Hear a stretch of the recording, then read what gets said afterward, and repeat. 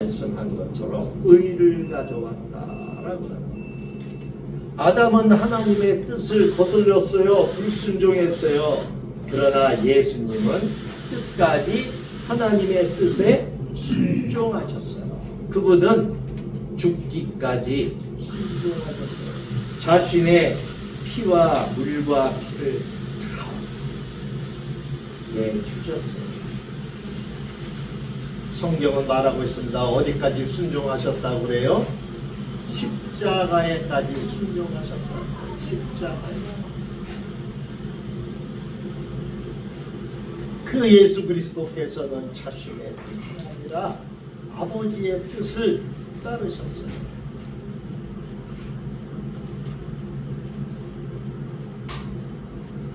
자기의 생명보다는 하나님의 계획을 더 귀히 여기셨어요.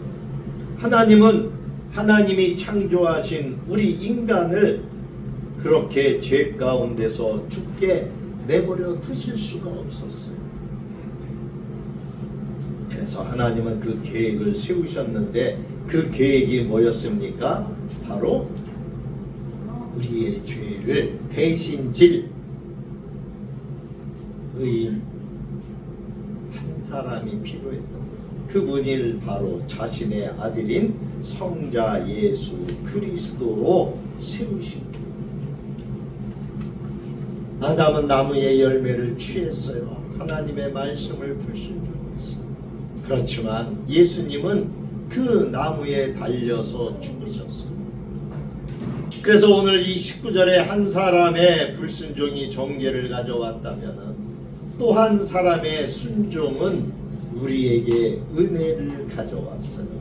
오늘 15절을 봅니다. 앞으로 가서 15절을 보니까 그러나 이 은사는 그 번제와 같지 아니하니 곧 한 사람의 범죄를 인하여 많은 사람이 죽었은즉 더욱 하나님의 은혜와 또한 한 사람 예수 그리스도의 은혜로 말미암아 선물은 많은 사람들에게 넘쳤습니다. 여기 보니까 하나님의 은혜, 예수님의 은혜가 나오죠. 그분들의 은혜가 없었다면은 우리는 어땠을까요? 우리는 영원히 죽을 수밖에 없는 죄인이었다는 거예요. 여기 중요한 단어가 있죠? 넘쳤다는 거예요. 넘쳤다는 거예요. 죄도 강해요. 여러분, 죄의 유혹을 뿌리치기가 힘들죠. 그 죄를 저질러서 감옥에 갔다 나온 사람들 보세요. 또 감옥에 들어가요. 끊지를 못해요. 그죠? 이렇게 죄도 강해요. 뿐만이 아니에요. 불순종도 뿌리가 깊어요. 성경에 보면 하나님께 불순종한 그 사람들을 보면은 알 수가 있어요. 우리가 이제 앞으로 좀 살펴볼 건데, 근데 넘쳤다, 즉 하나님의 은혜가 더 컸다라는 그러한 죄도 강하고 불순종도 뿌리가 깊지만 하나님의 은혜는 그거보다 더 컸다, 넘쳤다, 많은 사람에게 넘쳤다, 이렇게 말씀하고 있죠. 아담 안에서 죄가 들어왔지만 이제 예수 그리스도 안에 그 은혜가 더 크게 역사했다, 이렇게 볼 수 있어요. 오늘 우리의 삶에 적용을 해보기를 원합니다. 그러면 우리는 오늘 어떻게 살아야 합니까? 라고 하는 질문을 할 수가 있겠죠. 첫 번째는 죄의 문제를 가볍게 여기지 말아야 한다라고 합니다.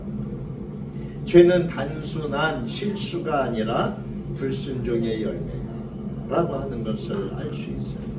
하나님보다 나를 더 앞세우는 태도에서 시작된다라고 하는 것을 알 수 있어요. 우리 안에 이런 모습이 없습니까? 아니요. 우리 안에도 이런 것들이 계속 있어요. 우리는 이 정도는 괜찮겠지. 아마 이 정도는 하나님도 이해해 주실 거야. 이런 정도는 지금 내 상황이 급박하니까 중요하지. 이러한 작은 불순종들이 결국은 쌓이고 쌓이게 돼서 죄가 돼요. 두 번째는 우리는 이 순종의 길을 선택해야 된다라고 하는 거예요. 순종은 아까도 말씀드린 것처럼 감정이 아니라는 거예요. 선택이라고 하는 거예요. 앞 시간에 순종의 시간에 계속 말씀드렸다시피 순종은 이해가 다 된 후에 하는 것이 아니라 믿음으로 먼저 발을 내딛는 것이 순종이다. 지난 시간에 우리 이은숙 저기 목사님이 이집트 성경에 나오는 애굽이라고 하는 데로 선교를 하셨다고 그랬잖아요. 세 아이의 엄마예요. 지금 이렇게 그 아이들이 고등학생, 중학생 뭐 이렇게 되는 걸로 알아요. 참 우리 사람의 생각, 인간의 생각으로는 그런 아이들을 내버려 두고 갈 수가 없어요. 근데 하나님이 명령하셨기 때문에 이해가 되지 않고 이해를 할 수가 없다 하더라도 순종의 발을 내딛는 예수님은 모든 상황이 편해서 순종하신 것이 아니죠. 십자가를 지실 것을 아셨어요. 그러나 그러한 고통 속에서도 순종하셨어요. 우리도 마찬가지예요.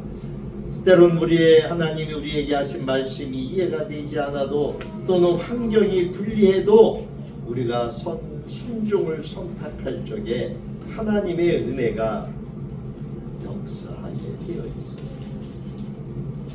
세 번째는 우리는 그리스도 안에 있어야 된다는 것. 아담 안에 있으면 죄의 지배를 받게 되지만 이제 예수 그리스도 안에 있으면 은혜의 지배 아래 있게 되는 거예요. 우리는 생각해 봐야 됩니까? 봐야 됩니다. 우리가 지금 누구 안에 있는가? 나 스스로의 힘 안에 있는가? 아니면은 예수 그리스도의 은혜 안에 있는가? 그래서 신앙생활이라고 하는 것은 결국에 누구 안에 있느냐 하는 문제다라고 하는 것을 말씀하고 있어요.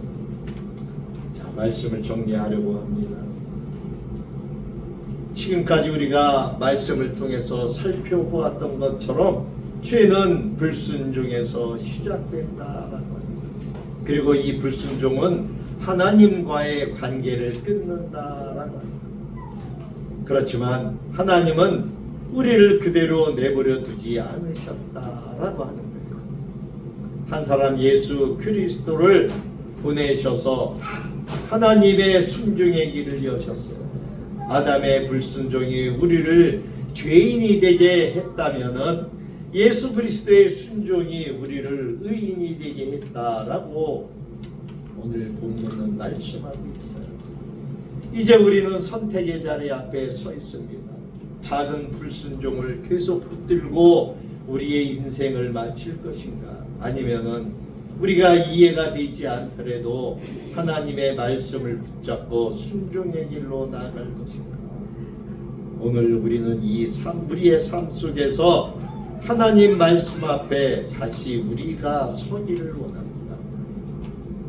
이 2026년도가 그런 해가 되기를 원합니다. 주님, 제 뜻이 아니라 주님의 뜻이 이루어지기를 원합니다. 이 고백이 우리의 고백이 되기를 바랍니다. 그리고 죄의 지배가 아니라 이제는 은혜의 지배 아래 사는 그러한 복된 삶이 되기를 저와 여러분 모두에게 주님의 이름으로 축원합니다. 기도합니다. 주님, 오늘 죄와 불순종의 관계를 살펴보았습니다. 작년 11월인가요? 죄와 인간과의 관계도 살펴보았습니다. 이제 3월부터 주어지는 불순종 안에 있는 사람들의 그들의 저주받은 모습들도 살펴보려고 합니다. 새해가 시작된 2026년도를 통해서 하나님, 우리가 이 갈림길에서 어느 길을 가야 되는지 분명한 선택을 가지고 갈 수 있도록 도와주옵소서. 불순종의 길이냐 순종의 길이냐, 그것이 우리를 죄와 사망에 붙들어 줄 것인지 아니면 은혜 안에서 행복의 길로 나아갈 것인지, 영원한 그 나라에 들어갈 그 문으로 들어갈 것인지 결정짓는 귀한 시간들이 될 수 있도록 인도해 주옵소서. 오늘부터 사순절 첫 주간을 맞이합니다. 한 주간도 주님을 기억하며 생각하며 십자가의 고난과 고통을 기억하며 우리가 한 주간을 보낼 수 있도록 인도해 주옵소서. 감사하고 예수님 이름으로 기도하옵나이다. 아멘. 425장 찬양하며 예배 드려드립니다.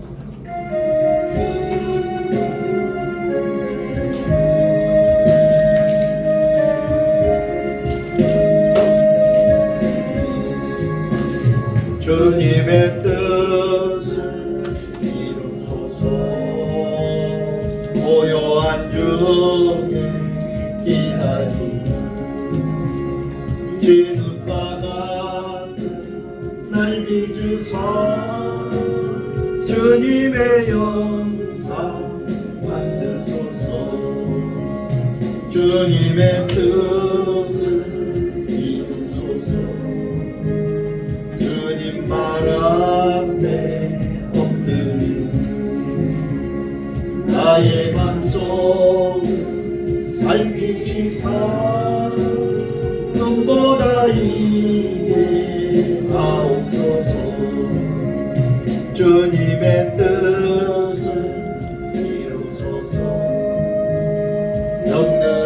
병들어버린 피곤할 때 건능의 손을 내게 펴서 강건케 하여 주옵소서. 주님의 뜻을 이루소서. 온전히 나를 주장하사 주님과 함께 복이나무 만민이 알게 하옵소서. 아멘. 주님 감사합니다. 오늘도 우리에게 귀한 말씀을 주심을 감사를 드립니다. 이 생명의 말씀을 통해서 우리가 영원한 생명을 얻을 수 있도록 취할 수 있도록 도와주옵소서. 오늘도 아버지 앞에 10의 1조와 주일 추정원금을 올려드립니다. 주님 드리는 손길을 기억하시고 그의 하는 일의 모든 일들이 형통케 하여 주옵소서. 우리 모두 한 사람 한 사람 아버지 앞에 마음과 뜻과 정성을 다해서 드리는 이 예물이 사용되어지는 곳에 하나님의 놀라운 오병이어의 역사처럼 하나님 역사하게 도와 주옵소서.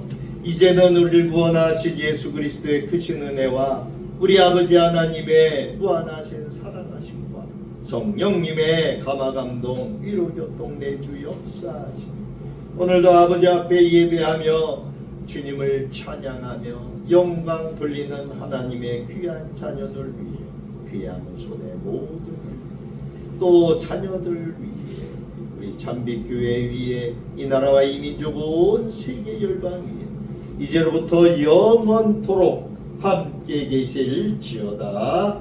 아멘.